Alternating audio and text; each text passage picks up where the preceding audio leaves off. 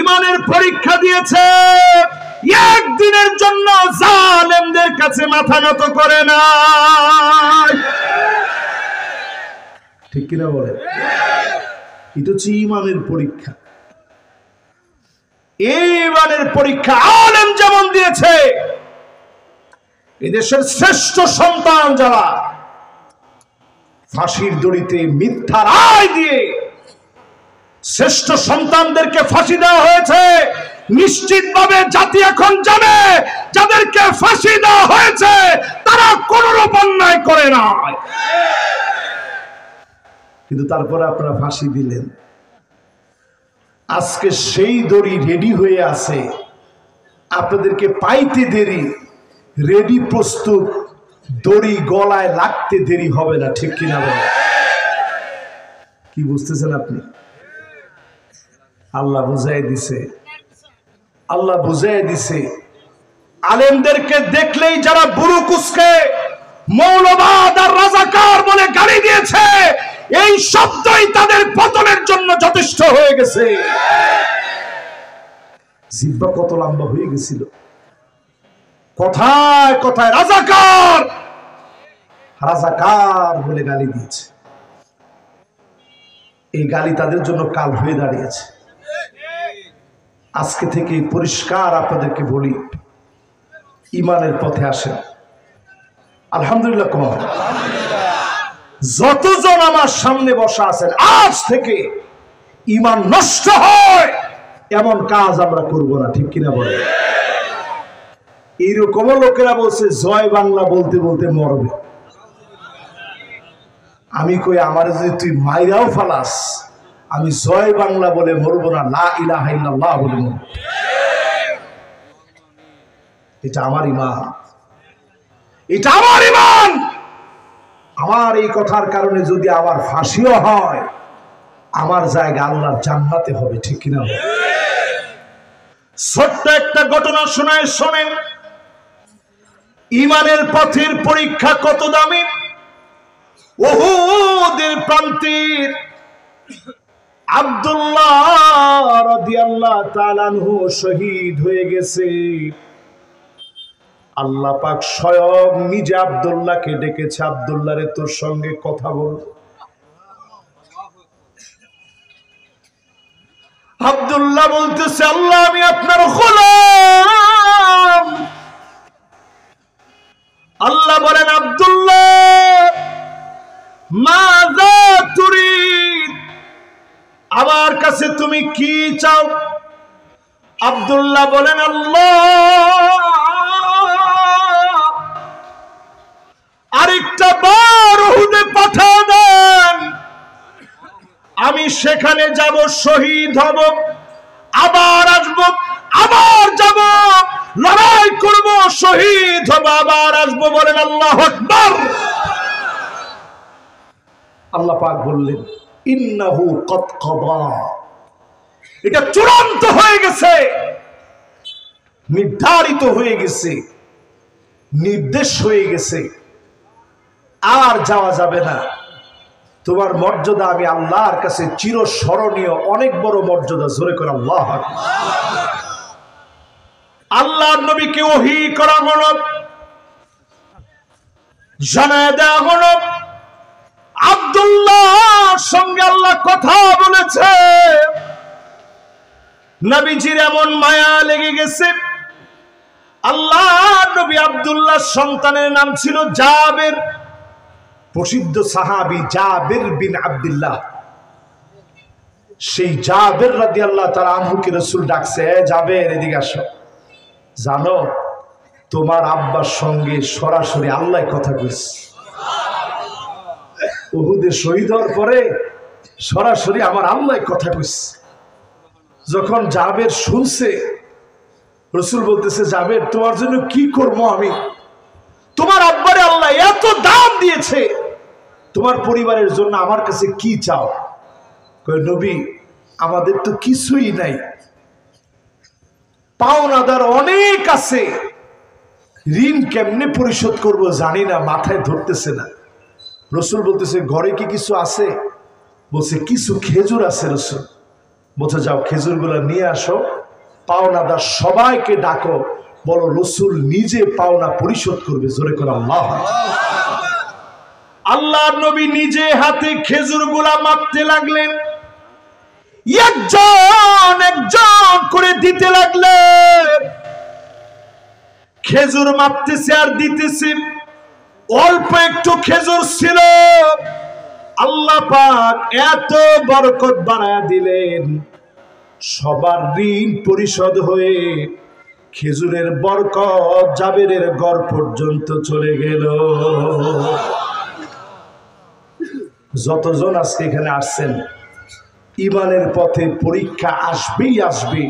কণ্ঠ কাকীর্ণ পথ মারিয়ে ওই পরীক্ষায় যারা উত্তীর্ণ হবে, আসআদুন নাস বিশাফাআতি মান ক্বালা লা ইলাহা ইল্লাল্লাহ খালিসান মিন কলবিহি আও নাফসিহি, মন থেকে যারা কালেমা পড়বে নবীজি তাদেরকে প্রথমেই শাফাআত করবে, দলে দলে তারা জান্নাতি হয়ে যাবে। জোরে করে আল্লাহু আকবার।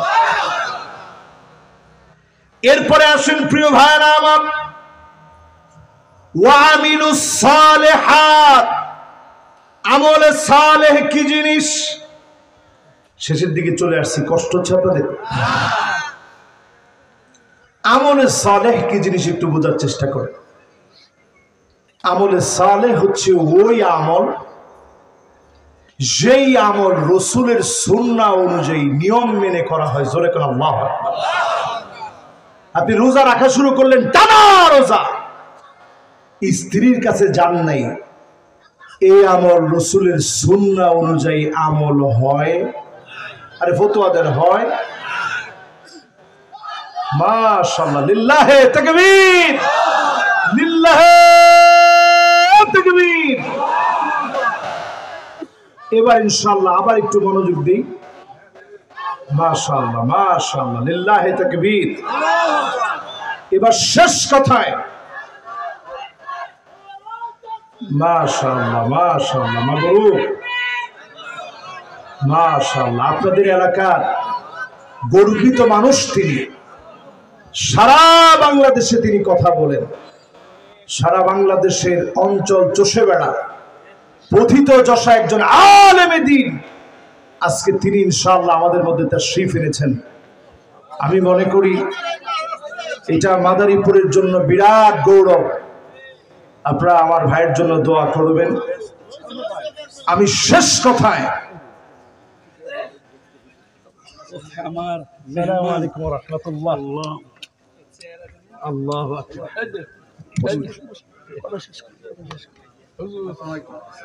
মাশাআল্লাহ, আমি তো আজকের মাহফিলে আলহামদুলিল্লাহ খুব বেশি আমার কাছে আনন্দিত এবং আনন্দ লাগছে সব দিক মিলিয়ে, যে আলহামদুলিল্লাহ আমাদের সম্মানিত এলাকার সর্বজন শ্রদ্ধেয়, ওনার আব্বা হুজুর থেকে শুরু করে পোড়াই খানদান অত্র এলাকার মানুষের রাহবারি করেছে, রাহনুমাই করেছে। আজকে ওনার কাছ থেকে ইনশাআল্লাহ আমরা কথাগুলো শুনে যাব ইনশাআল্লাহ পরে। প্রিয় ভাইয়েরা আমার, আমি বলছিলাম ঈমানের এই পথে পরীক্ষা আসবে, এই পরীক্ষার পথ ধরে যিনি বিজয় দিবেন তিনি কে? আমলে সালেহ এমন বিষয়, আমরা অনেকে মনেই করি না যে এটা আমলে সালেহ হতে পারে। হাদিসের মধ্যে আসছে, ইন্না মিন আবাররিল বির আইয়ুদখিলাস সুরুর ফি কলবি আহাদিকুম। আপনি সামান্য 10 টাকা ব্যয় করলেন, একটা রিকশাওয়ালারে দিলেন, অথবা এখন রিকশা তো তেমন পাওয়া যায় না, অটো পাওয়া যায়, বুঝাইলে বুঝবেন। এইখান থেকে এই মোড় পর্যন্ত ভাড়া কত? 10 টাকা। আপনি 5টা টাকা বাড়ায় দিলেন যে ভাই 15টা টাকা রাখো, তোমার ভালো লাগছে নামাজ পড়ি। হাদিস শরীফ বলতেছে 5টা টাকা বাড়িয়ে দেয়া ওই দিনের সবচেয়ে সওয়াবের কাজ হিসাবে গণ্য হয়ে যাবে। সুবহানাল্লাহ। এই জন্য মানুষের মনে কষ্ট দিন না, সবসময় সুন্দরভাবে কথা বলবে, মুস্কি হেসে কথা বলবে, হৃদয় দিয়ে দিনকে জয় করার চেষ্টা করবেন, বিজয় করার চেষ্টা করবেন। এরপরে আল্লাহ রাব্বুল আলামিন বলেন, ওয়াতাওয়াসাউ বিল হাক্কি ওয়াতাওয়াসাউ বিস সাবর। হকের কথা বলতে গিয়ে পরে সবরের কথা এই জন্য আনলেন, এই হক আর বাতিলের দ্বন্দ্বে হকের বিজয়ের জন্য কুসুম আস্তীর্ণ রাস্তা পাবেন না, কাটা বিছানো রাস্তা থাকবে। এই রাস্তার ভিতরে কখনো কখনো বড় বড় পরীক্ষা আসবে। যারা সবর করবে তাদেরকে যিনি বিজয়ী বানায় দেবেন তিনি কে? শেষ কথা, ছোট্ট একটা হাদিসের উদাহরণ দিই। আল্লাহ পাক সেদিন দুজন ব্যক্তিরে ডাকবেন। একজন দুনিয়ার সবচেয়ে টাকাওয়ালা, কিন্তু ওই লোকটা ইল্লাল্লাযীনা আমানু, ঈমানের ভিতরে পড়ে নাই, ঈমান আনে নাই। ফেমাস ব্যক্তি পৃথিবীর ভিতরে, মেসি, নেইমার সহ, জোকারবার্গ সহ এই পৃথিবীতে দেখবেন যত বড় বড় ব্যবসায়ী, এর মধ্যে আপনি মুসলিম খুঁজে দেখেন কয়জন পান? আম্বানি সহ সব বড় বড় ব্যবসায়ীর ভিতরে যারা কালেমা পড়ে না, এরকম একজন বড় ফেমাস ব্যক্তির আল্লাহ ধরো, আল্লাহ ধরে বলবে, গোলাম দুনিয়াতে তো অনেক ফেমাস ছিলি, আজকে একটু আমি আল্লাহর কাছে জবাব দেই। ফেরেশতাদেরকে বলবে বেশিক্ষণ দরকার নাই, ইগমিসুহু গামসাতাম মিনান নার, একটা মুহূর্ত শুধু জাহান্নাম থেকে সেকা দিয়ে তারে নিয়ে আসবে। আর দুনিয়ার জীবনে সবচেয়ে মাজলুম, মার খাওয়া, চোখ চলে গেছে, হাত চলে গেছে, গুলি করে বুক জাজরা করে দিয়েছে, এমন মাজলুম ব্যক্তিকে আল্লাহ বলবে যাও তারে জান্নাতটা দেখায় নিয়ে আসো। দুজন রে দুই গন্তব্যে নিবে। আল্লাহ এবার ডাক দিবে, গোলাম জাহান্নামটা তো দেখলি, তোর দুনিয়ার জীবনের একটা সুখের গল্প বলতো দেখি। সারা জীবন দুনিয়ার সুখ নিয়েছিলি, একটা গল্প আমারে বলতো দেখি। লোকটা বলবে, মা সাবানি কত নাই,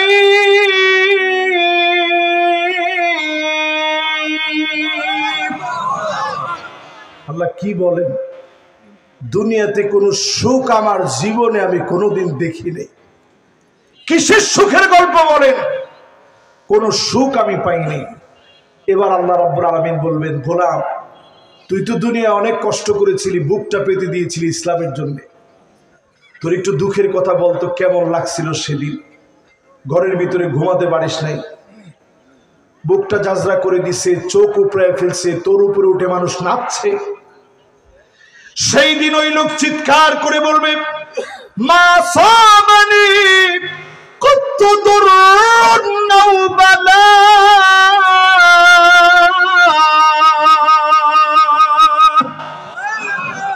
হায় আল্লাহ কিসের কষ্টের কথা বলে?